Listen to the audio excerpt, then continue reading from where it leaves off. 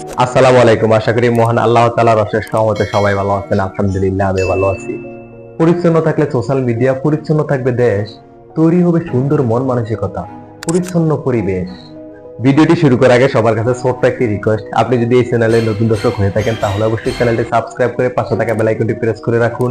আর যদি আগে থেকে চ্যানেলটি সাবস্ক্রাইব করে থাকেন তাহলে থ্যাংক ইউ সো মাচ। আর যদি ভিডিওটি ফেসবুক পেজ থেকে দেখে থাকেন তাহলে অবশ্যই পেজটি ফলো করতে ভুলবেন না।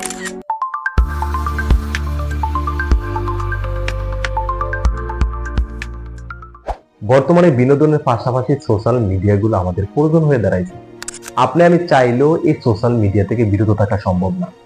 বাচ্চা থেকে শুরু করে বৃদ্ধ পর্যন্ত সবাই কম বেশ এই সোশ্যাল মিডিয়ার প্রতি ধাবিত।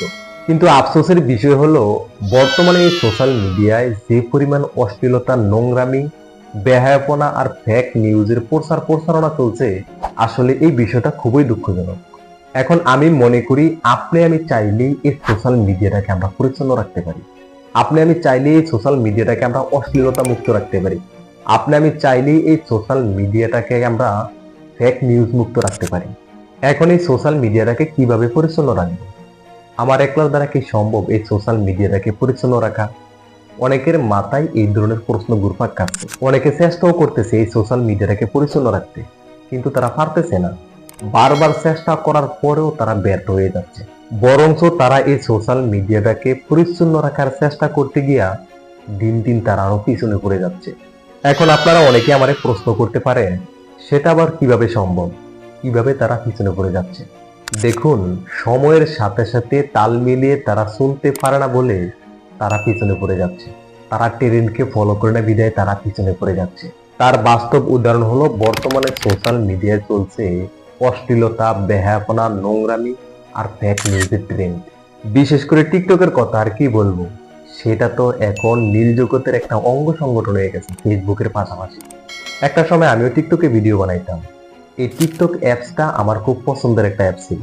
তবে আমার ভিডিও বানানোর চিন্তা ভাবনাটা ছিল সম্পূর্ণ ডিফারেন্ট, সম্পূর্ণ অন্যরকম।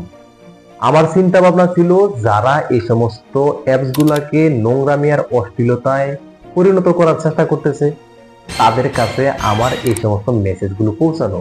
কিন্তু বর্তমানে এই সমস্ত প্ল্যাটফর্মে ঢোকার কোনো পরিবেশ নেই, তাই টিকটকে ঢোকা একেবারে বন্ধই করে দিছি। আর ফেসবুকটাকে বাদ দিতে চাইলেও বাদ দিতে পারি না, বা বাদ দিতে পারবো না। কারণ সামাজিক যোগাযোগ মাধ্যমের মধ্যে আমাদের অন্যতম প্রয়োজনীয় সামাজিক যোগাযোগ মাধ্যম হলো এই ফেসবুক। আমাদের বিভিন্ন কাজে বিভিন্ন প্রয়োজনে এই ফেসবুককে ব্যবহার করতে হয়, এই ফেসবুকে আমাদের ঢুকতে হয়।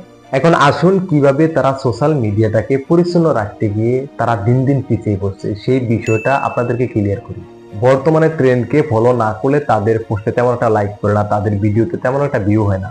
কিন্তু তবুও তারা ট্রেন্ডকে ফলো করতে গিয়ে নিজেদেরকে অশ্লীলতার সাথে জড়াইতে চায় না, নিজেদেরকে নোংরামের সাথে জড়াইতে চায় না। তারা কখনো ফেক নিউজ প্রচার করার চেষ্টা করে না। কারণ ট্রেন্ডকে ফলো করতে গেলে তাদের বিবেকবোধ তাদেরকে বাধা দেয়, তাদের মনুষ্যত্ববোধ তাদেরকে প্রশ্নবিদ্ধ করে, তাদের পরবর্তী প্রজন্মের কথা তাদের মনে পড়ে যায়, তাদের মৃত্যুর পরবর্তী জীবনের কথা মনে পড়ে যায়, তাদের মৃত্যুর পরবর্তী জীবনের ভয় আছে। তাই তারা স্রোতের সাথে সাথে তাল মিলিয়ে সোশ্যাল মিডিয়ার সময় উপযোগী এই নোংরা ট্রেন্ডকে ফলো করতে পারে না। তাদের মন মানসিকতার ভিতরে আর যারা এই অশ্লীল ভিডিও, নোংরা ভিডিও, ফেক নিউজ এই সোশ্যাল মিডিয়া শেয়ার করে, তাদের মন মানসিকতার ভিতরে আকাশ তফাৎ ব্যবধান। এবার বুঝতে পারছেন কেন তারা দিন দিন পিছিয়ে পড়ছে, কেন তারা দিন দিন পিছিয়ে পড়তেছে? এই পৃথিবীর প্যাটার্নটা এমন একটা প্যাটার্ন যেখানে সবসময় মানুষ অনৈতিকতাকে সাপোর্ট বেশি করে, নৈতিকতাকে সাপোর্ট কম করে। আমি আন্তরিকভাবে তাদেরকে ধন্যবাদ জানাই, কারণ এই অশ্লীলতার যুগে এসেও তারা নিজেদেরকে অশ্লীলতার সাথে যুক্ত না করে নিজেরা পিছিয়ে পড়ছে। তবুও সোশ্যাল মিডিয়াটাকে পরিচ্ছন্ন রাখার চেষ্টা অব্যাহত রাখছে এই জন্য। এখন আসেন, কিভাবে আমরা এই সোশ্যাল মিডিয়াটাকে পরিচ্ছন্ন রাখতে পারি সেই বিষয়ে।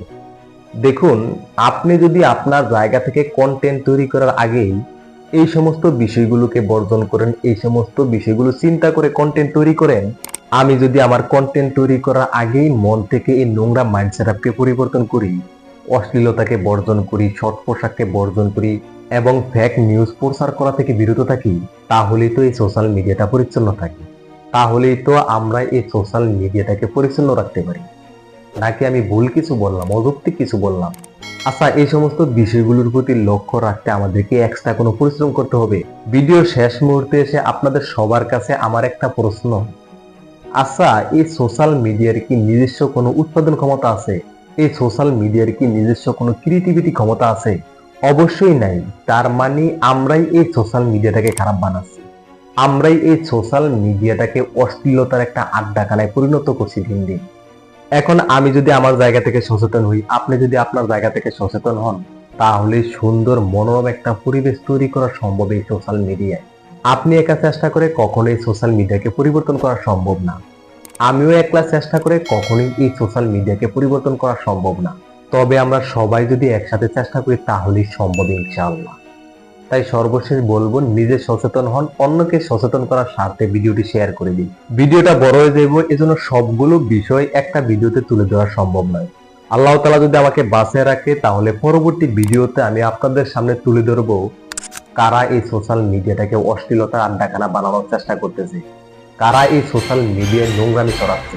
আজকের মতো এই পর্যন্তই। আমার ভিডিওর শুরু থেকে এখন পর্যন্ত যদি আমার কথাবার্তায় কোনো ধরনের ভুল ভ্রান্তি হয়ে থাকে, আশা করি সবাই ক্ষমা এবং সুন্দর দৃষ্টিতে দেখবেন। আর আপনারা যারা ক্রিয়েটর আছেন তাদের প্রতি আমার রিকোয়েস্ট থাকবো, আপনারা ভিডিও তৈরি করার আগেই এই সমস্ত বিষয়গুলো মাথায় রেখে ভিডিও তৈরি করবেন। আল্লাহ তাআলা বাঁচিয়ে রাখলে সামনে আবার দেখা হবে নতুন কোনো বিষয়ে, নতুন কোনো ভিডিওতে। দোয়া করি আল্লাহ তাআলা সে পর্যন্ত সবাইকে ভালো রাখুক, সুস্থ রাখুক। আল্লাহ হাফেজ।